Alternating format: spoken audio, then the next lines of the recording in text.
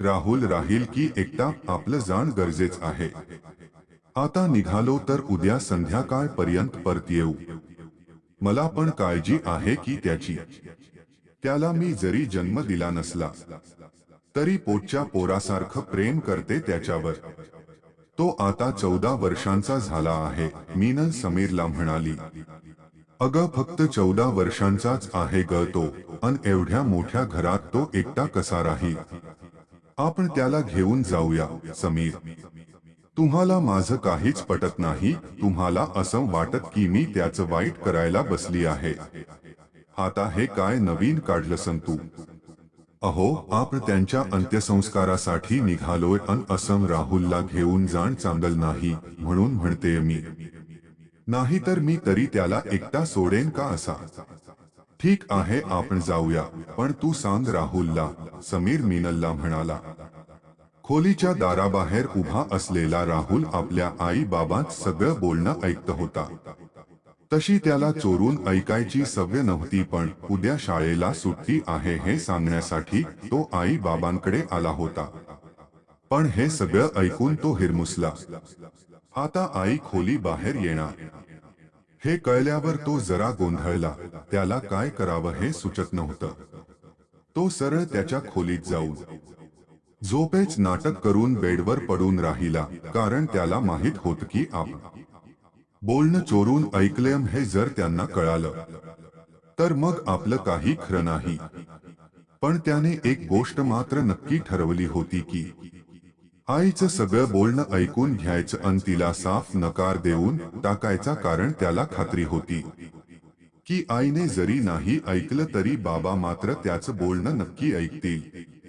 ते आपल्याला कधीही एकटं सोडून जाणार नाही।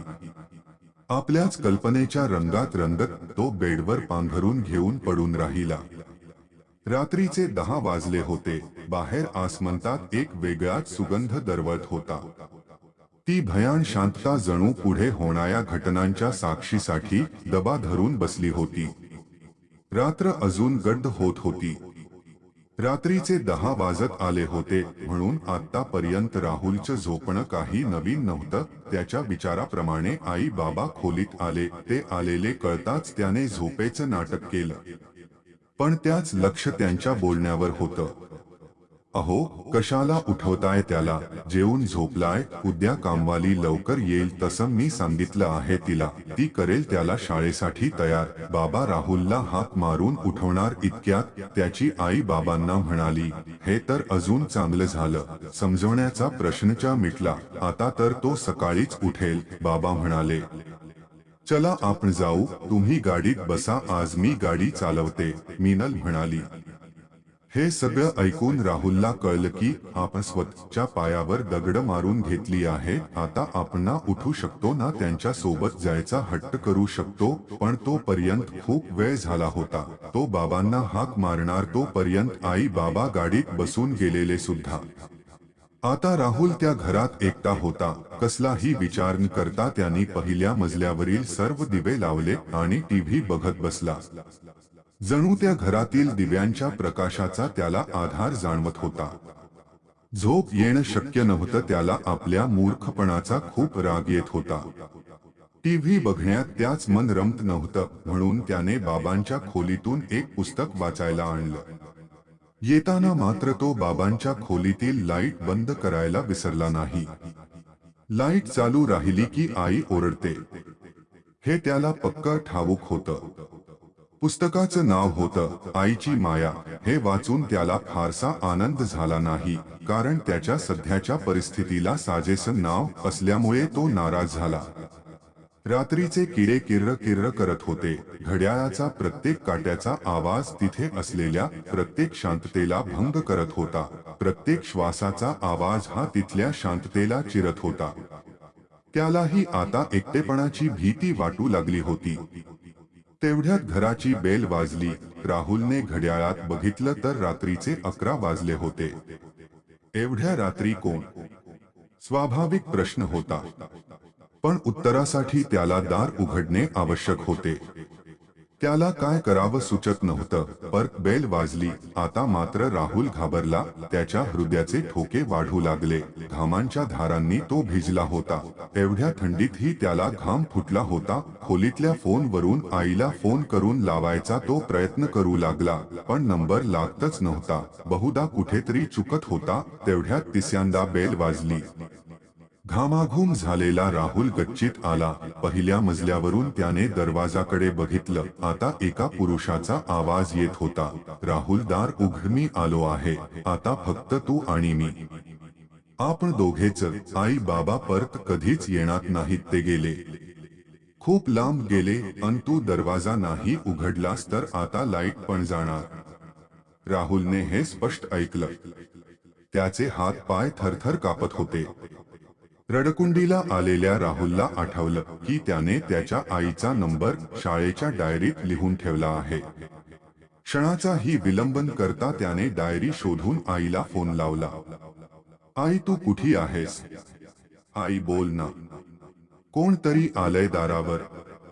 मला फार भीती वाटते. आई, बोल ना.